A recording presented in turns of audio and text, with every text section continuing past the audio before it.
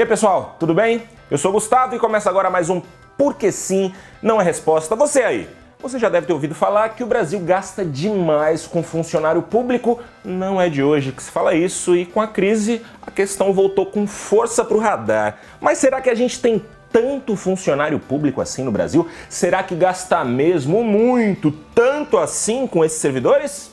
Não. E sim. O não é para a primeira pergunta.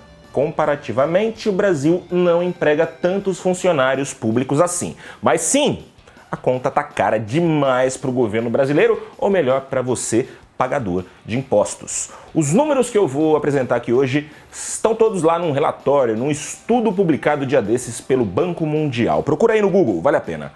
Um ajuste justo, análise da eficiência e equidade do gasto público no Brasil, vai ajudar você a entender o nó em que a economia brasileira está metida, mas voltando à vaca fria.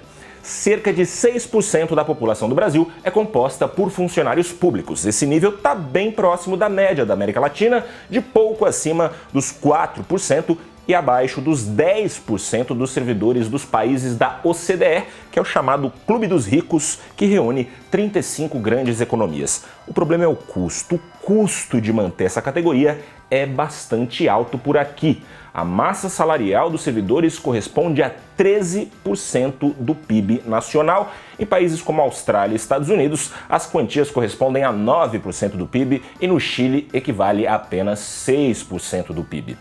Para se ter uma ideia de como o salário médio dos servidores está descolado da realidade, basta a gente comparar a média salarial da iniciativa privada. Os ganhos médios dos funcionários públicos são de R$ 44 mil por ano, um nível 70% acima da média do setor privado de R$ 26 mil por ano.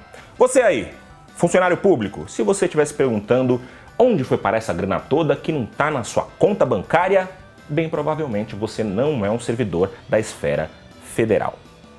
Quanto ganha um militar no Brasil? R$ 55 mil ao ano. Um servidor federal civil? R$ 130 mil ao ano. Qual a média anual do Ministério Público Federal? R$ 205 mil. E o Legislativo paga quanto todo ano? R$ 206 mil na média. Judiciário, R$ 236 mil em média por ano para quem trabalha lá. Esses salários colocam servidores federais, cerca de 15% do total dos servidores do Brasil, no topo da pirâmide social do país.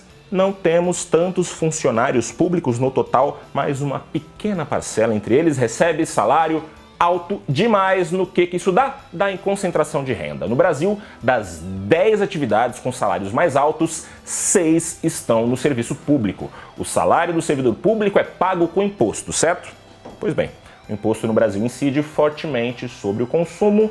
Resultado prático, já falamos aqui algumas vezes no Porque Sim, Não é Resposta. O governo transfere o dinheiro do mais pobre aos brasileiros mais ricos, aprofundando a desigualdade.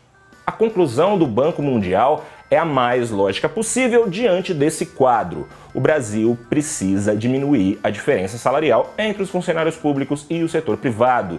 De um lado, isso tiraria um peso grande das costas do governo. Como a gente sabe, dívida crescendo, tá difícil dinheiro para o governo está com a corda no pescoço. De outro lado, diminuiria a desigualdade entre as famílias no Brasil. Como isso poderia ser feito? A sugestão do Banco Mundial não oferece grandes traumas.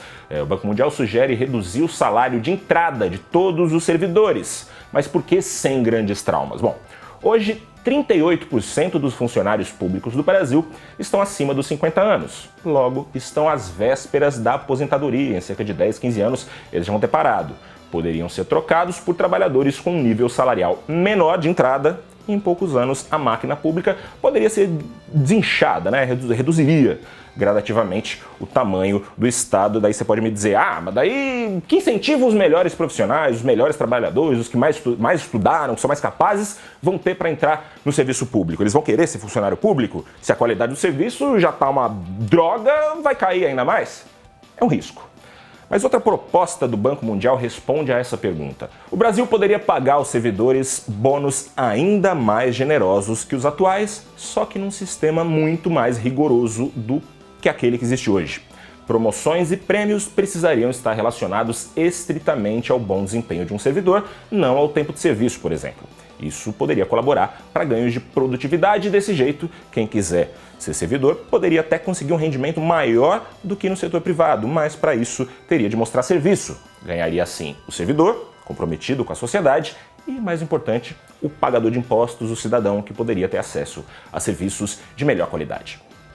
Pessoal, por hoje é só, eu volto daqui a 15 dias. Por enquanto, peço que você deixe lá o seu recado no meu e-mail, gustavo.ferreira@porquê.com.br. Deixa aqui seu comentário também, se inscreve no nosso canal no YouTube, deixa sua curtida, o seu joia, compartilha, chama os amigos para conhecer o porquê.com.br e a gente volta daqui a 15 dias. Valeu!